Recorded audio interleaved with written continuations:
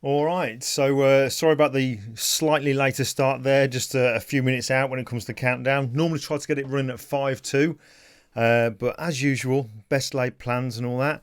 Just running a little bit behind time, but should be okay. Should be okay now. For some strange reason, my computer did an update without me even knowing it was going to do an update, and I couldn't even stop it. So I've been dealing with that for the last half an hour or so. If you could let me know in the chat room that you can hear me, that would be great. Just I'll look out for that in the chat at the moment. Don't forget, Brian, don't forget everyone to give this a thumbs up. Do you know we actually did have a thumbs down again? I'm sure it's going to be the same person as before. But I take it you can hear me then, Stuart. Yeah, you're dead right. A Windows update. Couldn't stop it. It said it was happening. No matter what I did, I couldn't stop it. Brian, thanks for that, mate. John, thank you. Cheers. Okay, so hopefully the audio's good then, by all accounts. Yeah, we've only got, what's it, 2 minutes, 45 seconds, then we'll crack on. Tonight we're going to go through frequency separation. I'm definitely not going to be going through every single intricacy of what you can do with it. I got 2 thumbs down, did I? Oh, right, okay. But the purpose of tonight is to kind of run through frequency separation for those of you who don't know it, or those of you kind of familiar with it, but to basically give you some food for thought so that you can go on and have a go with it yourself and see what you think. Richard Johnson, who puts a thumbs down every live episode? They need to be named and Richard, I wish they would, but unfortunately YouTube have got this thing where you don't have a clue who's doing it at the moment. At the moment anyway, but there you go. Right, folks, I'm just going to carry on, just get myself all prepped here. I'll turn the audio off, but as usual, when it gets to 30 seconds, you'll start to hear the music getting slightly louder. We'll play an advert and then we'll crack on. So I shall catch you in a mo.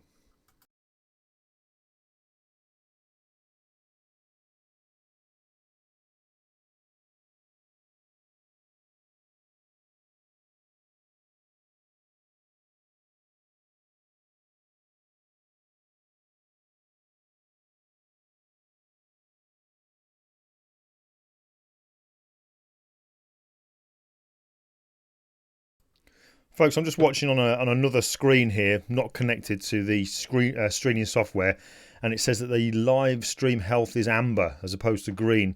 Just give me the thumbs up, or just give me a shout out that everything is okay. You can still see everything okay, and you can still hear it. That'd be great.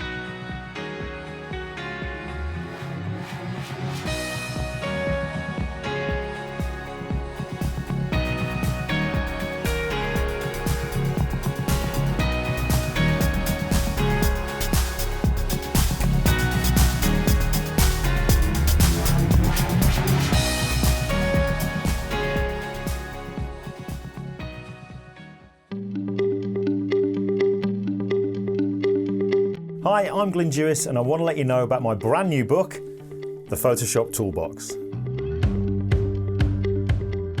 Now, Photoshop is a huge piece of software that is constantly being updated, giving the user seemingly endless creative possibilities. But being such an incredible piece of software can also make it seem confusing and difficult to master. Now, the book is made up of 6 chapters where we start off going through the basics to fully understand layers, and then we move on to layer masks, brushes, blend modes, there's some bonus content, and then a full tutorial bringing everything together in a complete retouch of an image from start to finish. You see, I believe that no matter how much bigger Photoshop becomes, at the heart of Photoshop are 3 things: layer masks, brushes, and blend modes. If we can learn to understand these 3 areas of Photoshop, the sky really is the limit. So that's the Photoshop Toolbox available now.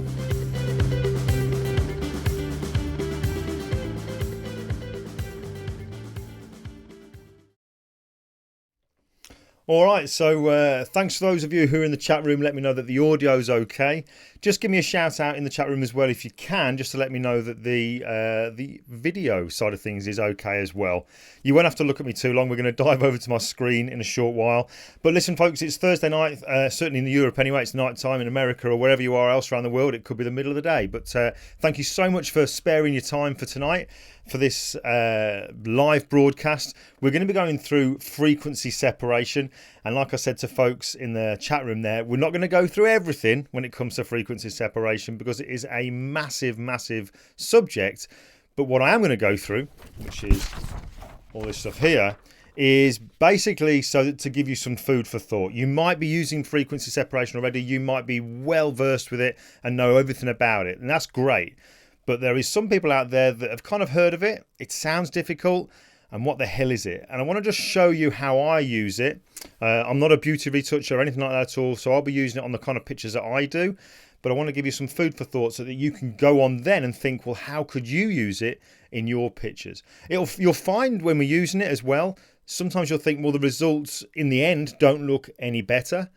That's not necessarily the thing behind frequency separation. It's how you get there. It makes life a lot easier when you use it. And you'll see that in a moment. But before we crack on, there's just a couple of things I want to mention. First of all, on my blog this week, so far I've done a post where I've put photography as a gift, so give it. And that is a post where I've gone through talking about recently photographing my uncle. Now, I'm going to show you a picture now on my screen, which I actually think is my best portrait I have ever taken. And I took that picture this weekend. I think it's my best portrait. And I've not shown it anywhere. And the reason I've not shown it is because this portrait is going to be a a present for somebody. Not the person who's had the picture taken. I'm going to be giving this picture to him to give to somebody. So let me just dive over to my screen and I'll show you what I mean. Let's just go to here. All right, so let's go full screen. So I hope you can see this picture here. Now, like I said, I actually think my own opinion is this is my favourite of all pictures. Now, you're the first people to see this, apart from my wife and my uncle. And obviously, this is my other brother. I've got a brother called Greg, and this is Greg, who is serving in the British military. And I wanted to take his picture. And I am so super proud of this. Really, really simple techniques. Those of you who watched last week when you saw the editing that we did with Ian Munro when he was dressed as a brigadier, it's exactly the same kind of retouching process on this picture as it was on that picture. But this one here, I'm letting you see it, but I'm not going to show anybody else until after Christmas because I'm going to get this one framed. It's coming from Loxley. In fact, I've got a sample print through here. You can see it here. And this, you can see it's not shiny. This is a fine art paper. Now, I use Loxley, and this is their museum rag fine art paper. And it is absolutely stunning. I'll try and focus on it there. But I'm really, really pleased with this. Now, this is something I normally do. I'm going to be getting a big size print of this. But generally what I will do, when I go through the soft proofing, of which I've done a video on, I'll always send off for a small print first, just to make sure that everything is really bang on before I commit to getting the big print done. So that's some kind of advice that I'll always give. So Vernon, thanks very much for that. It says it's a beautiful picture. I am absolutely super happy with it. I can't stop looking at it. So you shouldn't really say that about your own pictures, should you? But it's my brother, so and I'm proud of him. So there you go. Right, okay, so that was a world exclusive just there. Right then, okay, so let's dive over to my desktop and let's have a quick look then at what this frequency separation is. We'll try and go through it fairly quickly. Obviously, you can look at this afterwards. You can stop, start. And I will be sending some actions out to those of you who are on my email group as well after this. But let's have a quick look. Let's dive over. Don't want to get rid of me. There you go. Got to my screen there. Let's get rid of Lightroom. Let's just minimize that there. And let's go to my screen here. So what is frequency separation? It's basically a retouching technique that allows us to work on different parts of the picture. And by that I mean, when we have a picture, it's, in layman's terms, it is made up of two things: the colour and the detail.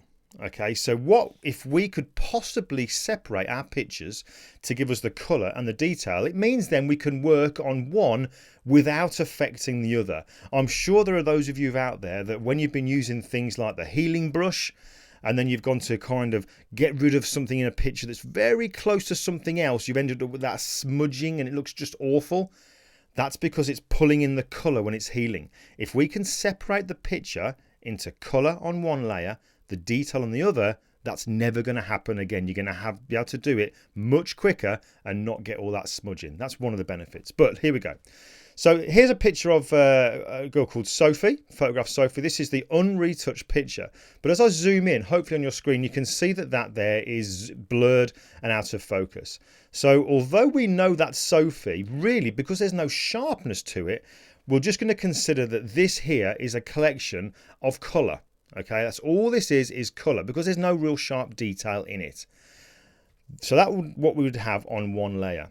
On the other layer, we're going to have this. This is the detail and texture layer. Exactly the same picture as Sophie, but when I zoom in, can you see now how we see the detail of the hair, her eyebrows, her eyes, her eyelashes, and also we can see the skin pores. Now, this is what it would look like on the layer that we have only the detail. So we can work on all these little bits here that you can see without affecting the colour. And on the flip side, we can work on all the colour here to help the colours blend in, to match the rest of the skin tones without affecting the detail. All right. Now, this is obvious.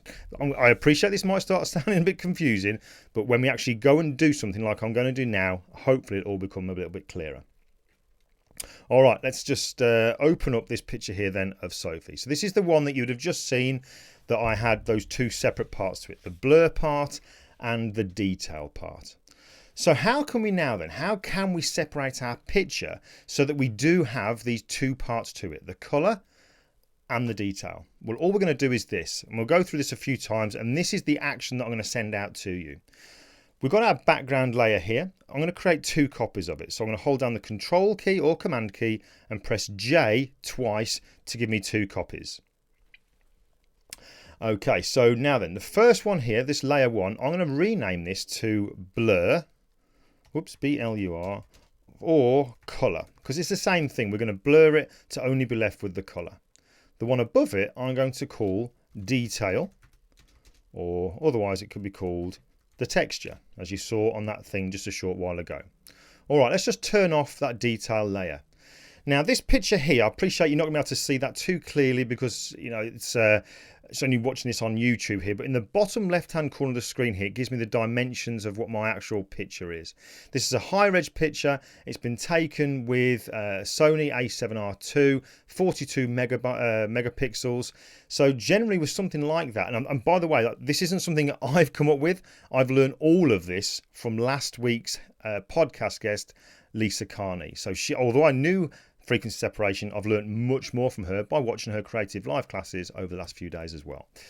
So with an image that is from a DSLR, something like a Sony a7R II, the Canon 5D Mark IVs and so on, something like that, when you're going to have roughly 40 to 50 megapixels, you want to be going for blurring here. It's going to go for filter, blur, Gaussian blur, and we're going to go for around about 5. Okay, so that'd be anywhere 5 to 7, something like that. If you're thinking of using some of these like Hasselblads and all these kind of amazingly expensive cameras, then you're going to go a little bit higher. So you could go 7, 8, maybe even up to 10. But for something like regular folks are going to be using the A7R2s, the 3s, the Canons, the Nikons, go for a radius of around about 5. And you can see now that's blurred it. So it's taken the edge off it. It's just the colour there. So now let's turn on the detail and texture layer.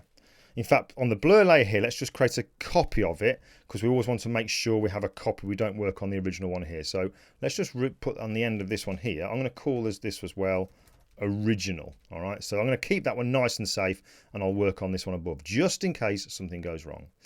So the detail and texture layer, how do we get the detail and the texture? Well, there's actually two ways of doing this, depending on whether you're working on an image that is 16-bit or 8-bit. And I'm kind of guessing here, sweeping statements, I'm reckoning that pretty much most of you, if you're using shooting in RAW and you're bringing your images in, you're working on them from RAW, you're going to be working at 16-bit. All right.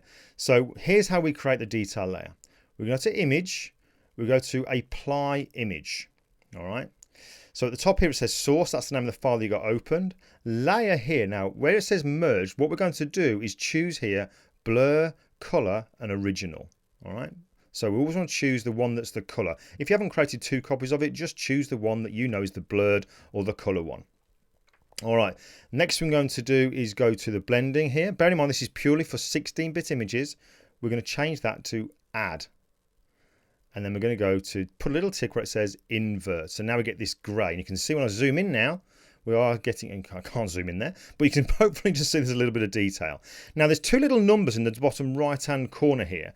Scale of 2, offset of 0. I'm not a mathematician. I'm not a clever person. All I know is that when you're using 16-bit images and you're doing this on, keep the scale at 2 and the offset at 0. If you are working on an 8-bit image, which you may every now and again, what you're going to do there in this apply image box is you're not going to tick invert. And instead of using the blending mode of add, you're going to use subtract. All right, so we'll go to subtract. And then your numbers would be 2 in the scale and 128 in the offset.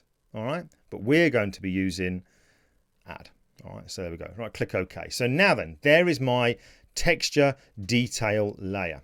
Obviously, it's grey. We need to be able to see the colour of the picture beneath us. So I'm going to go over to the blending mode now in the layers here, and I go from normal, and let's just move my camera out of the way. I'm going to go to linear light. All right. And what I will do then is create a copy of it so that we don't ruin the original one. But when I do that, you probably notice it gets a little bit too more contrasty and detailed there. So what I need to do is change the blend mode of that one to normal. So it goes back to this. And just tell this layer here, use the blend mode of the one below. Because if I have 2 blend modes in linear light, it's going to be really sharp and contrasting horrible. If I turn this top layer to normal, so now we see the grey, and then I create one of those clipping masks, I'm basically telling this uppermost layer, have the same blend mode as the one below. And that's why now we can see that picture there. Let's put all of these into a group. So we have it called FS. Don't worry about keeping up at the minute. We are going to go through this again. So now in here we have our frequency separation layers all set up. And you should notice that when we turn that on and off, all those layers on and off there, nothing should change. If you see anything different, you've done something wrong. It's as simple as that. All right. So how are we getting on so far? Let's have a quick look in the chat room. Make sure everyone's okay. Okay, looks like everything's okay. Brian, I haven't got my... In fact, no, I have got my phone with me. Just in case you need to message me and say something's going wrong. All right. Okay, so then let's have a look. So now that we've got these separate things set up, let's show you how we can use this. I'm going to click on the uppermost layer, the grey layer here, which is the detail. Let's have a look at some of the detail. Now, for this kind of portrait here, some of the things I might want to do on this would be to remove some of these stray hairs. And this is those instances where I said that you might use something like the healing brush, but then you're going to get that kind of smudging sometimes because the hair is very close to other tones and other hair within the top of the image here. So it might drag some of that in and make it look a little bit blurry and smudgy and horrible. In fact, let me just show you. I'm just going to... let's just turn all of these off just for a second. I'll show you what it would look like if we use something like the healing brush. All right, let's say I wanted to get rid of this hair here. Pretend we're not doing frequency separation. I'm going to get my healing brush, and we've got texture you can see in the skin here. So let's just go spot healing brush just to get rid of it like so. And it looks like it's done a really good job until you start to zoom in. And what you'll notice is, it might be difficult to notice it, but you're actually getting very smoothness, a lot of smoothness there where it's not using texture. It's just covering it over. So you kind of got a patch there without any texture on. Same as we do it here. We're getting a little bit of patchiness kind of going there. It's very smooth line if you look close at it. Let's just try and get rid of some of these patches here. You probably see that smoothness much more when we get to this part just here. I don't know if you can see that. No, you can't go too close. But now we're starting to get a lot of smoothness in this area here. Now, if I come over to here, let's say I want to get rid of this hair here. We'll go to here. Now, this is when you start to get that tricky bit. Can you see what I mean now? Getting all that horrible stuff, and you can spend ages doing it. So how can frequency separation help us out? Let's go back to it. Let's turn it all on. Let's open it all up, and the hair is detail. Remember when we did that grey layer, we could see all the hair? That's detail. So I'm going to click on the detail layer, zoom in, and on this layer here, the grey layers, you're going to use things like clone stamp tool or healing. Those are the kind of tools that you're going to use. The colour layer, the blur layer, you're going to use things like paintbrushes, gradients, blurring and all that kind of stuff. But we're working on the grey layer at the moment. So I'm going to get my clone stamp tool. And this is how quick we can work now to get rid of this hair. So hold down the Alt or Option key just to sample another area of texture, like there. In the top in the options bar, it says current layer. Make sure that says current layer. And then I can very quickly now just come in and get rid of the hair just here. All right, so sampling, just getting rid of all this without any patches where there's no texture. We've got no smoothness going on. We can get rid of that. If I come over to this part over here where we showed you those problems we were just getting, if I now sample here with the clone stamp tool, and then we can come in and just get rid of it nice and quickly. So you can see how quickly that can work there to help you to get rid of textures without getting the smudging. All right, so that's one little thing that you can kind of do with frequency separation, but you can go around the whole picture here. In fact, this is what I did do on this picture of Sophie, just to very quickly, without the frustrations of the smudging, getting rid of all these patches. You can see how quickly that works just there. All right, so that's just a quick one there. Now, what else can we do? All right, so bags under the eyes. How could we sort out bags under the eyes? Well, the bags under the eyes is going to be colour. That's colour within the image. So we've got our colour layer down here, our blur or colour layer. I'm not going to click on the original. Keep that one nice and safe there just in case things go wrong. I'm going to click on the blur colour copy layer just here. All right, so in fact what I'll do is I can actually add a blank layer. And what I'm going to do to get rid of these bags under the eyes here, there's lots of ways you could do this, but here's just one way you could do it. I'm going to get my gradient tool. Okay, press G on the keyboard to get gradient tool from the toolbar. And when I bring my gradient tool over by the eyes here, if I hold down the Alt key, you can see you get the color sampler. So what I'm going to do now is I'm going to sample some of the skin just underneath these darkening areas of the eyes here. So I'm going to sample that. When I click down, it samples that color into the foreground. And then all I'm going to do, I've got my gradient at the top of the screen. If we go to the top of the screen here, you got different kind of gradients. I'm actually using the second gradient, which is a radial gradient. So we've got gradient over the left. Next to that, all the different gradients here. The second one across is a radial gradient. So I sample the color, click up and drag, click up and drag. Sample, you'll probably keep see my color sampler keeps reappearing. That's because as I'm moving along, I'm sampling different areas each time just to lay down a slightly different color just there. I'll go to this on the other eye. Let's just drag up and drag up. Now I'm being really loose with this, and you might find that the color's going to places that I don't really want it to do.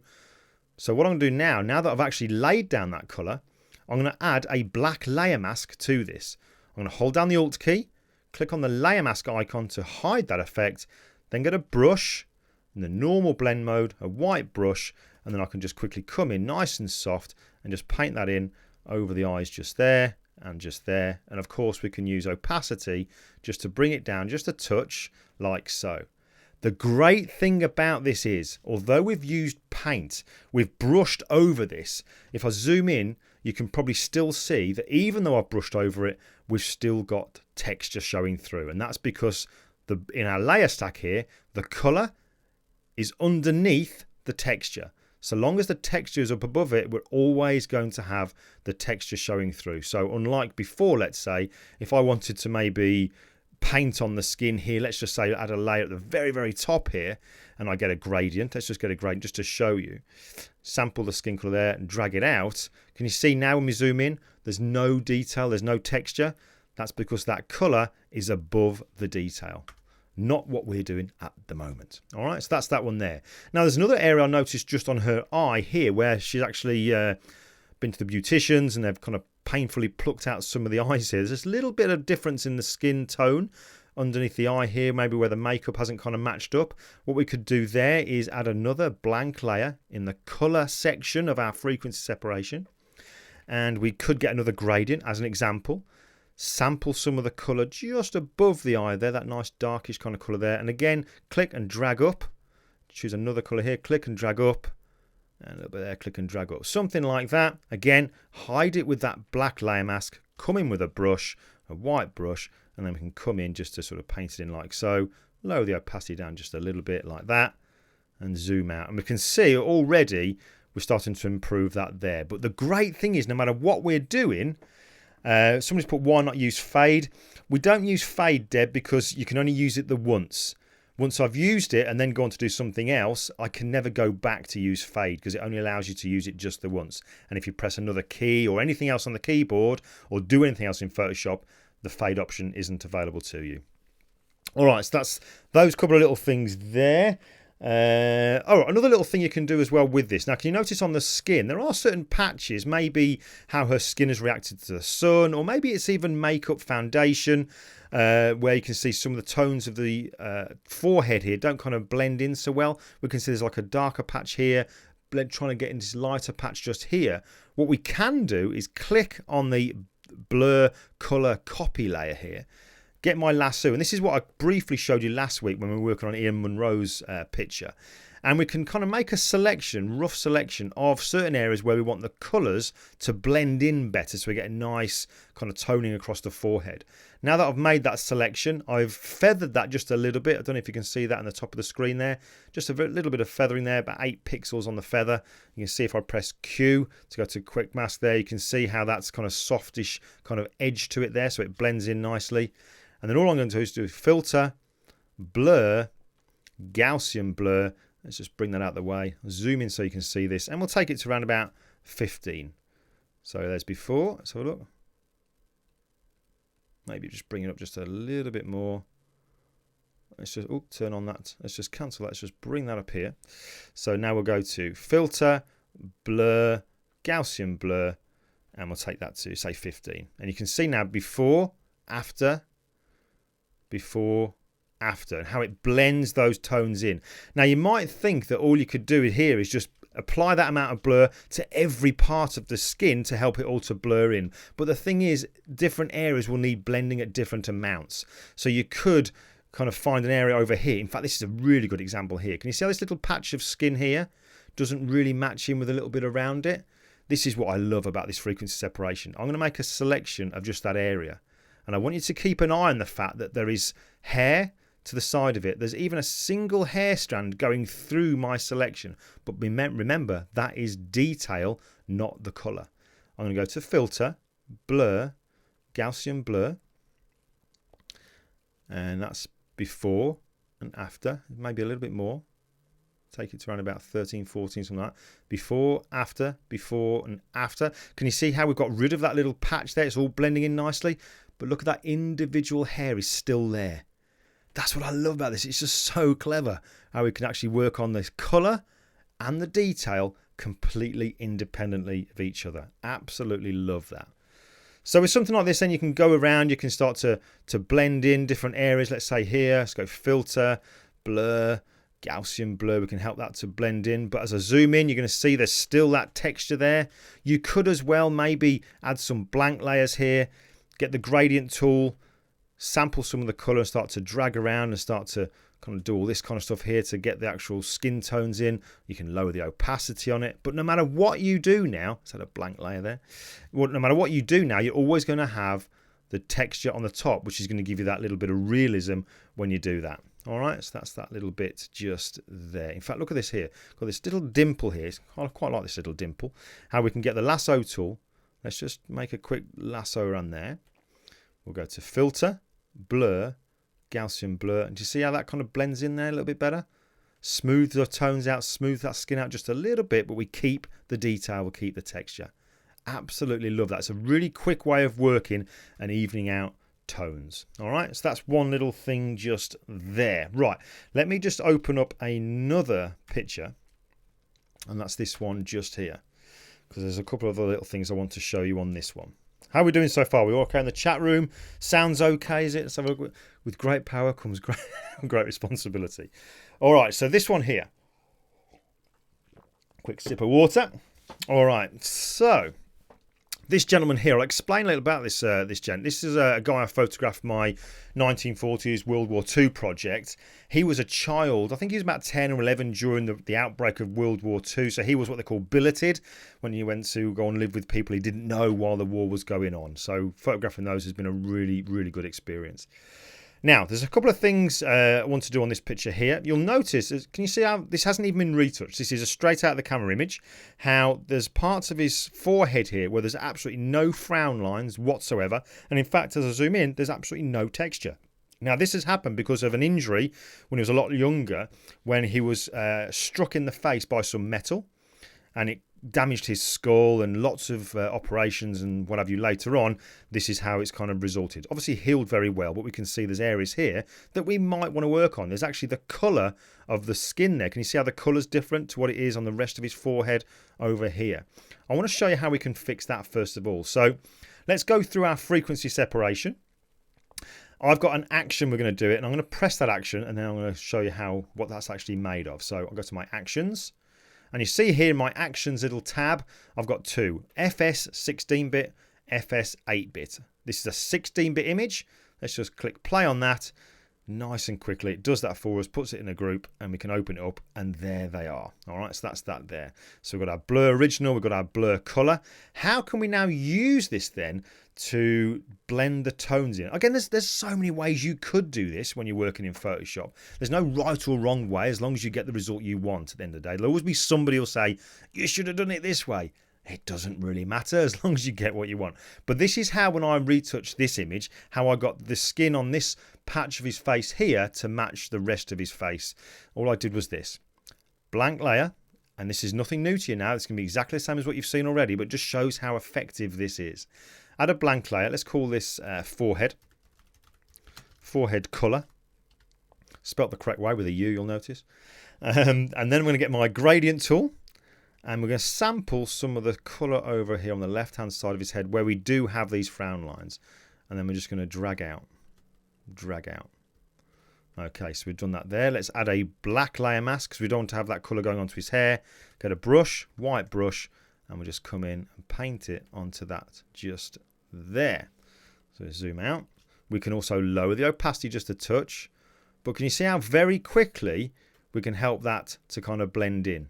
All right, so that's that little bit there. Now, there's something about this area I'm going to show you in a moment, how we can get rid, we actually can add in some texture and detail as well. All right, now, this little patch over here, this was a perfect example. There's a little mark on his face here. Now, I'm only showing you things that would be challenging to fix. I'm not saying that you must fix these on people's faces. That's obviously your call and your ethics and stuff like that. But I want to show you just some challenge, what would ordinarily be quite challenging areas to work on with things like the clone stamp tool, the healing brush and what have you. But this I think is really, really cool, and it illustrates again how good frequency separation is. I want to kind of remove this area here. We've got some kind of little marks, but also there's a slight change in the color of the skin as well. Sometimes what I'll do is I'll come to my layer stack and I'll try to find out what is color and what is a detail. So I'm going to click where the actual very top layer is here, the detail layer, and I'm going to hold down my option key and I'm going to click just underneath the eye. And that's going to reveal just that layer. And you can see here that, yeah, look, there are those two little marks there. That's clearly texture. So I'll be able to use this texture layer to get rid of those. And that must mean that the rest of it, this discoloration here, is obviously on the color side of things. So let's just click on the uppermost layer here, the texture or detail layer. Get my clone stamp tool.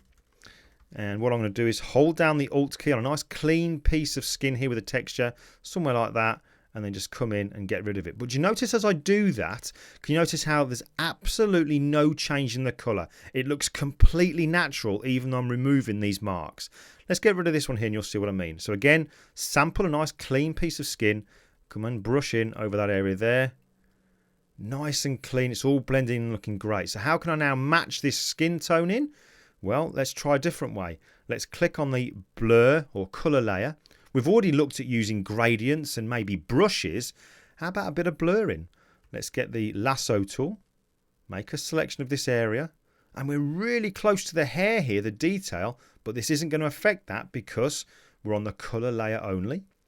We'll go to the filter menu, choose blur, Gaussian blur, and there we go. So before, after, before, after. That's pretty much got rid of it, but you could, if you wanted to, add another blank layer, use that gradient. Let's just get rid of that selection there, get that gradient, sample the skin, and then drop it down to something like that. So there you can see, if we turn that before and after, how quickly we can get rid of something like that. And the great thing about it is, yes, you could maybe spend some time doing this with the healing brush and the clone stamp tool, but it's the realism. And I always tell people when we're talking about retouching, it's the small things that make the big difference when it comes to this kind of stuff. So you can see that's got rid of that really realistically there. Now, I'm going to show you something to do with skin at the moment, but actually in a minute, I'd rather. But I want to show you another little trick you can do with this to actually sharpen eyes. And this is now my go-to way of sharpening eyes. And this is super cool. It really is great. I'm going to go to the detail texture layer because we know if I just only look at that layer there, here's the eyes. We can see that this grey layer here is showing us where all the detail and textures are. So what I'm going to do now is I'm going to get my marquee selection tool, and I'm going to drag out a selection that includes the eyes. All right, so it just includes the eyes there. Then I'm going to go hold down the Control or Command key and press J to put that up onto its own layer. And you can see there it is now. Now the reason it's gone grey is because it's not clipped to the layer directly below. So at the moment, this layer's blend mode is normal. But if I change this from, say, normal to go linear light, can you see how really sharp and contrasted they are? Obviously, the rest of the skin around there is as well. But all I need to do now is add a black layer mask, hold down the Alt key or the Option key, click, and automatically gives us a black layer mask. And then just come in with a brush with a white foreground colour and very quickly paint onto the eyes just like so. And what I really love about this is sometimes when we add contrast and sharpening to certain parts of the images, especially eyes, you might start to notice just a little bit of a colour shift when you do that. Now, what we're doing here is we're using frequency separation to sharpen the eyes, and we're only using the detail or the texture layer to do that. No colour. So we're not going to get any colour shift, no halos, no nothing. We're just going to get really nice, sharp eyes. And the great thing is, again, because it's on its own layer, we can then lower the opacity to kind of get it to be as sharp as we want to be. I think sometimes the best way to check that as well is to bring the picture out almost to the viewing distance and then control the opacity from there. Because if it's really close in, you might have it a bit too sharp or maybe not sharp enough. Zoom out and you'll get a better kind of opinion on that. Now, something else I wanted to show you, and this is just a couple of methods here with regards to texture, how you can add texture in, because sometimes you might smooth some skin out and you lose texture if you've not done it using frequency separation. Or sometimes you might have areas of skin where it's naturally very, very smooth, like this gentleman here, where we've got this kind of area of skin where there's just no texture whatsoever. We've already blended in the colour. In fact, one of the requests from him was, could I actually do something with this side of his face just here, which I did do. And I want to show you how I do that. I'll show you a couple of ways of doing it.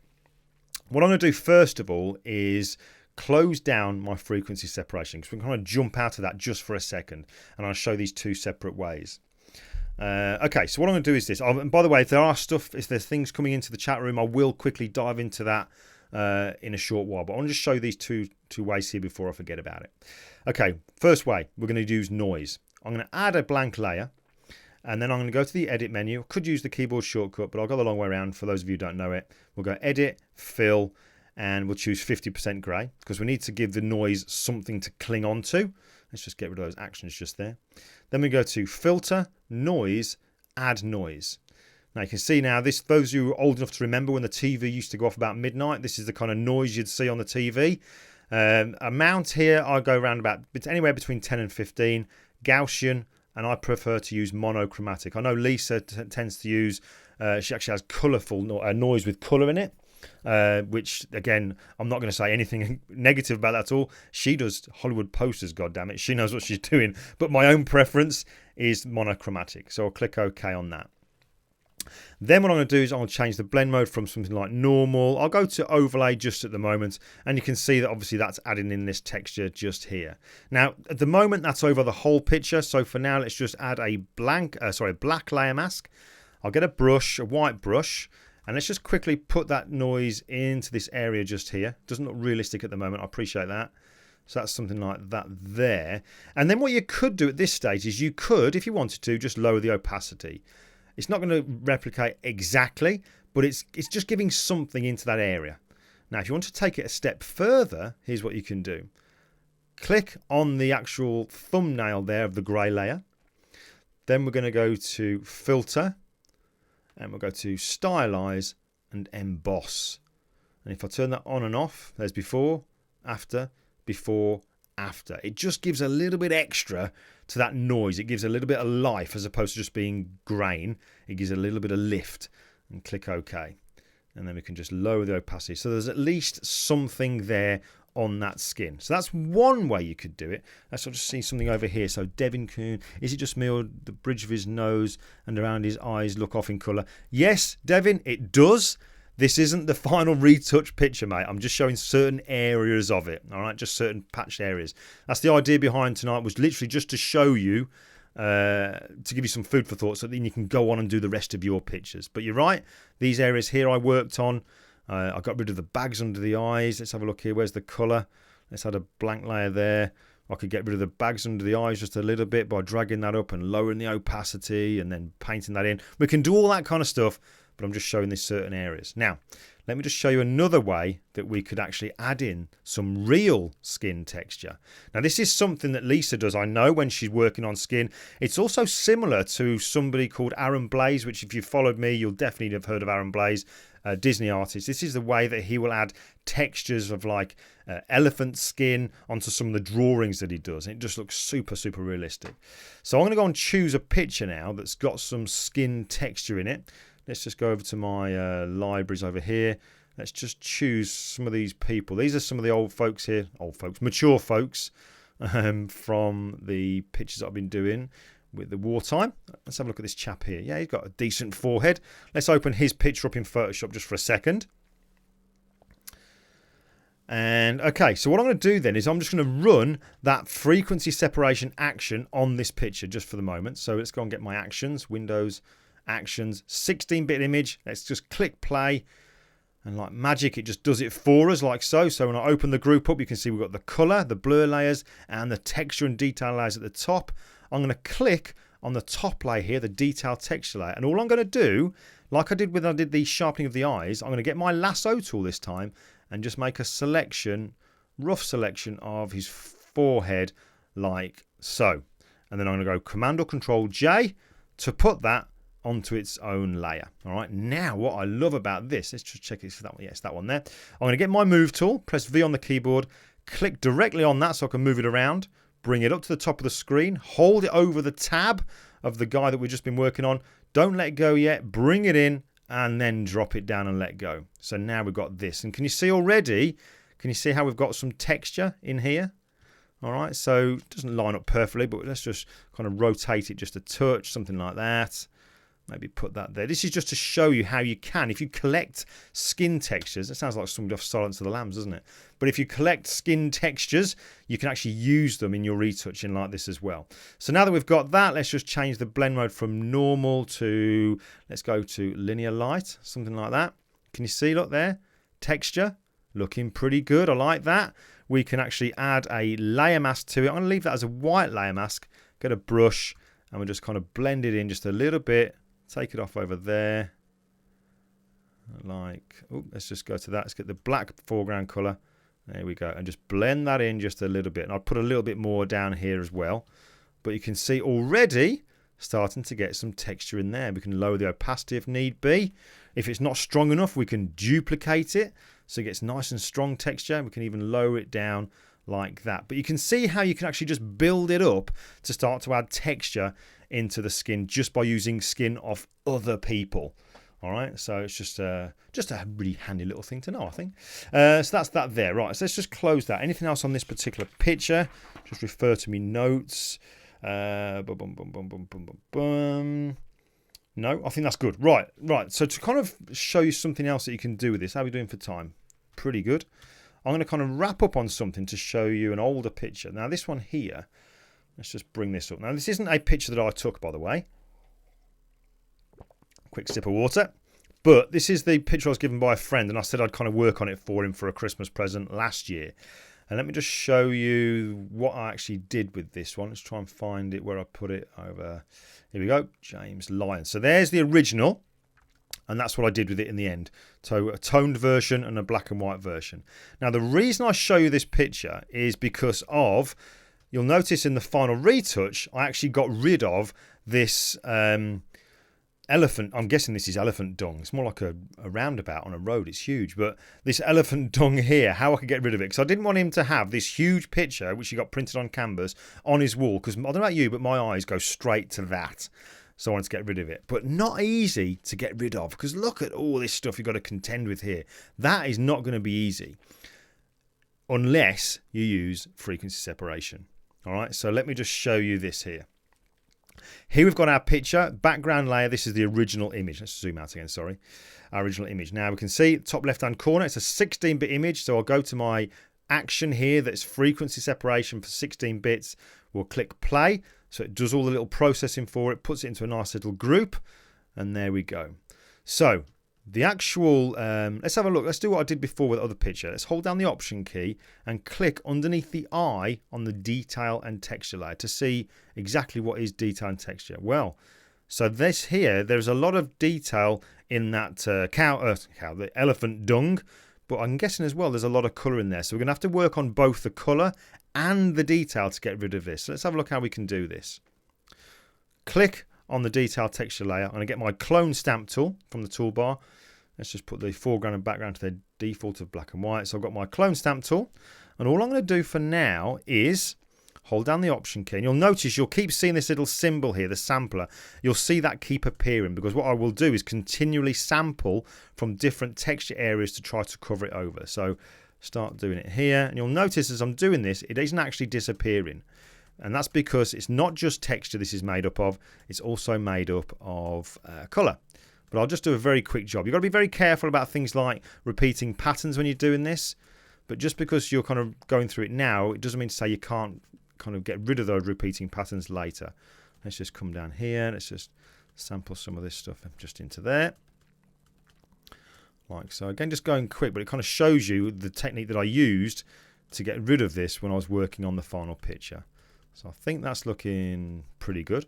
All right, so something like that. So that's kind of got rid of the, you can see it kind of smooths it all out there. It gets rid of that. We've actually got the texture from elsewhere covering the original texture of the dung there.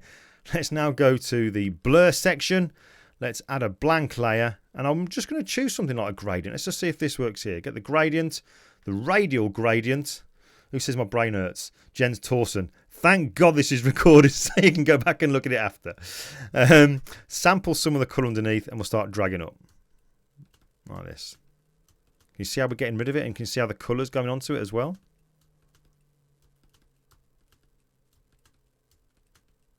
Going really quick, but just kind of gives you an idea of how we can use this to help us to get rid of stuff. It's not the best example, but you can see what I mean. But I mean, you can see there, I might want to blend the colours in. That's actually not that easy to blend those colours in, but can you see what we're doing there? Getting rid of the dung, and we're actually colouring over with that kind of stuff there. Might lower the opacity on that just a little bit. Like that. Go back to the texture layer, and I might just start to get rid of some of these repeating patterns just by bringing over some texture from elsewhere.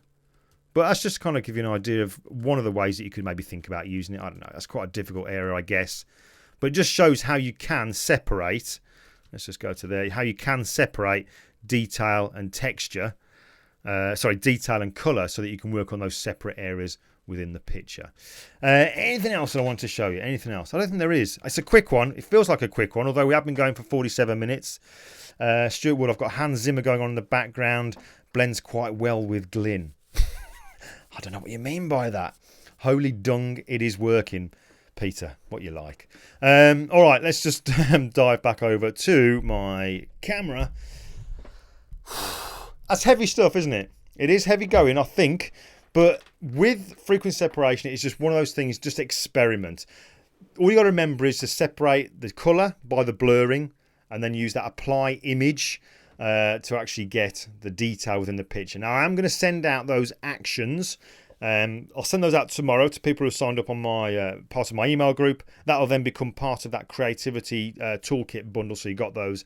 And I'll also put a link in so that you can see certain parts of this video, so you know what that is there. But like I said, this wasn't to sort of say, right, in this 48 minutes, I'm going to show you exactly how to use everything and get to really fully understand frequency separation. The idea here today was to kind of throw it out there for you, and then for you to go, blimey, oh, I like that, I like this, I like that. I don't expect you to remember all of it, but just certain little things. The way that we remove those hairs, the way that I blended that skin tone in without affecting that single hair, shows how it can separate the colour and the detail. Really, really, really clever stuff. Anything else going on in there? No, cool. Right, what I'm going to let you know about before I disappear. If you haven't already, make sure you subscribe to the channel. I'm not really fussed about numbers, but it's just nice to know that you're subscribing. The Creativity Pack 3, the one for the colour toning, which I've been asked about a lot lately, how I'm toning my pictures and giving them that kind of that look. That is out this week coming, for definite. And He Shoots, He Draws, our podcast, the podcast I do with Dave and my best mate Dave Clayton. There's a new episode coming out tomorrow. We're recording straight after I've done this, so it's a busy night tonight. And then when I finish that, I'm going to go and watch the new episode of Vikings, which came out in America yesterday and is now on Amazon Prime. So I'm going to go and watch that. I am so excited about that. Can't wait. But that's pretty much it. Thank you very much for spending your time with me tonight. It's time you can't get back, so I really do appreciate it. Any questions, by all means, I'm going to hang around in the chat room just for a short while because me and Dave aren't recording until 9, so I'll stick around in there just for a short while. Any questions, if I don't get to you there, drop me an email. I will do my best to get back to you. I think I'm pretty good at doing all that. But before I go, let me just show you this one more time. I want to show you this because I'm super, super proud of this. Let's just go to here, scroll down, and Lightroom Portfolio, G. Let's go down to here, and there we go. There's Greg. I am so happy with this. I really am happy with this. And this guy here, this is my Uncle Jeff. This is the guy that is responsible for my incredible, massive interest in the 1940s and World War II. My Uncle Jeff, an absolute legend, a real man's man. Super, super guy. All right, folks, that's it. I am going to now disappear into the chat room. I'll be there for a short while. Thanks for your time, and I will catch you next week. I'm going to press a little advert for you now as I go. Bye-bye.